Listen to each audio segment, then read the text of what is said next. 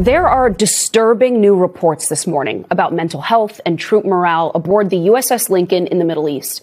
The aircraft carrier beat the modern-day record for most continuous days at sea without a port call. Families of sailors are telling MS Now they're worried about shortages of food and hygiene products, moldy showers, toilets that do not work, and broken laundry facilities. They say in a fiery town hall with Navy leaders last week, concerns were raised about the sailors' mental health and exhaustion. The military news outlet Stars and Stripes interviewed active duty sailors and family members who described at least one instance where a crew member had to be stopped from jumping overboard. The Navy released a statement saying in part, quote, "We have not observed an increase in suicidal ideations aboard the ship. We take every service member's well-being seriously and have medical and mental health professionals available to assess and address concerns as they arise." Joining me now, Priya Sridhar, Pentagon reporter for MS Now. Kevin and Peter are still with us, too. Priya, I'm going to start with you because you've been covering this story for days now. These concerns, these allegations, they are incredibly disturbing. Is anything being done about them at all?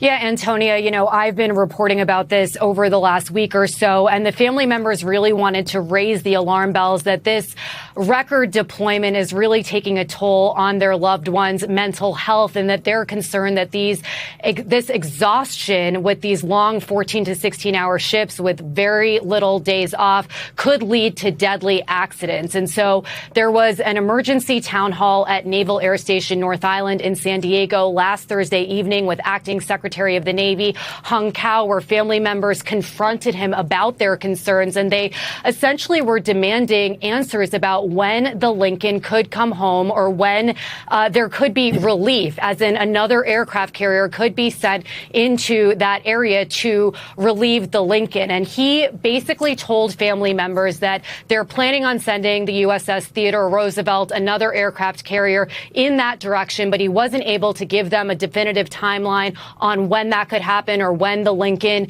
is going to come home. And they also asked questions about these reports of a sailor going overboard. And he basically said to them that that sailor was back on the ship and that he was, quote unquote, fine. That comment was met with extreme anger by the audience, where they said he is not fine. So as you heard from the Navy right there, they're claiming that there's no uptick in suicidal ideations on the ship, but we're hearing a very different story from the family members themselves, Antonia. Yeah, very, very different stories. Hard to imagine being told somebody's just fine after a description like the one that you laid out there. The thing is, Peter, the allegations about what's been unfolding on this ship, they go all the way back to April. Reports of food shortages then, concerns about morale and cleanliness then. There have been images at times shared around publicly, and Hegseth has dismissed it as fake news. So when you hear first fine, as you just heard Priya lay out there, and then see sort of the history of what Hegseth has said about this, what do you make of the Pentagon's handling of this?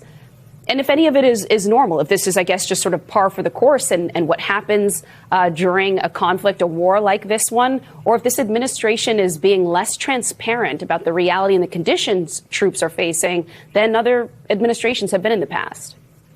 Yeah, look, the stress on the forces is significant. You're almost done with 6 months of constant warfare, or certainly constant deployment in the service of warfare. In the Middle East, and a lot of these units have been away for an awful long time. They don't have the same rotation that they have in conflict situations. And the stress on real soldiers, real troops, real sailors, then trickles back to their families. They hear about it. It's a significant concern for the military community. Now, this is war, and a lot of people say you have to just do what you have to do. No question about it. But there is an expectation that during times of conflict, that the Pentagon is focused on the well-being of the force, and that they will respond accordingly. So we'll see how Hegseth handles this. Simply just brushing it off and pretending that it doesn't exist may not fly with people who see it in their daily lives or see it through their families. And I think that as this war continues without an obvious end in sight, and these deployments are going to continue, unrelieved for a while, there's going to be demands. Certainly, you'll hear on Capitol Hill for a plan for how to address the issues. Yeah, I'm curious, Kevin, how you see this playing out on Capitol Hill, because we know the president's strategy right now, at least as described to Axios, is to be low-keying it, essentially sort of slowly dragging things out to try to build up economic pressure on the Iranians. But the reality is the Iranians, in a way, are low-keying it with us as well. Yeah. They are dragging it out. They understand the economic pressure our country is under. And the difference between the Trump administration and the Iranian regime is they are facing midterms here. Yes. The Iranian leaders do not have to deal with democracy at home and the voters' will and interests. And so I'm curious, when lawmakers see all of this, they hear about the outrage of families, service members doing their best for our country right now, and then also see what their voters, their constituents are dealing with at home at, say, the gas pump. I mean, are they freaking out? Yeah, I mean, it's an incredibly difficult line for these, particularly Republicans, to walk right now.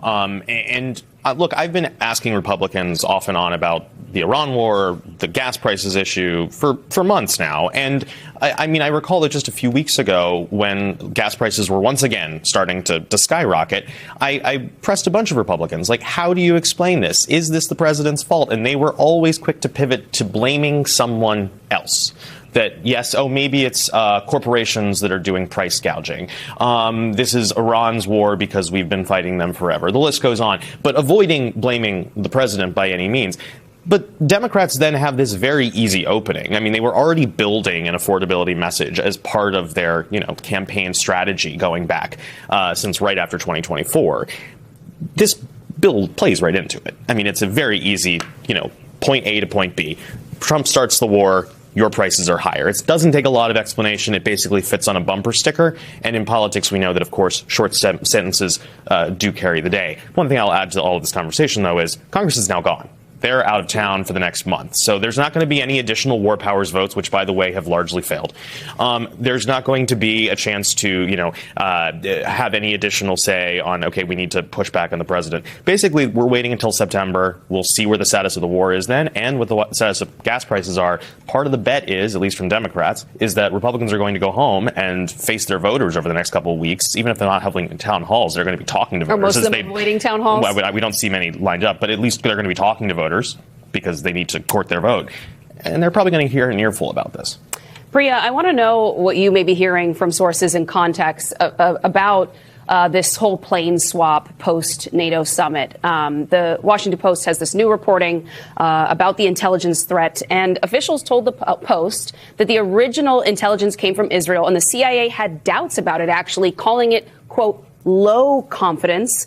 At the same time, other outlets say that U.S. and Turkish intelligence said that it was credible. What are you hearing?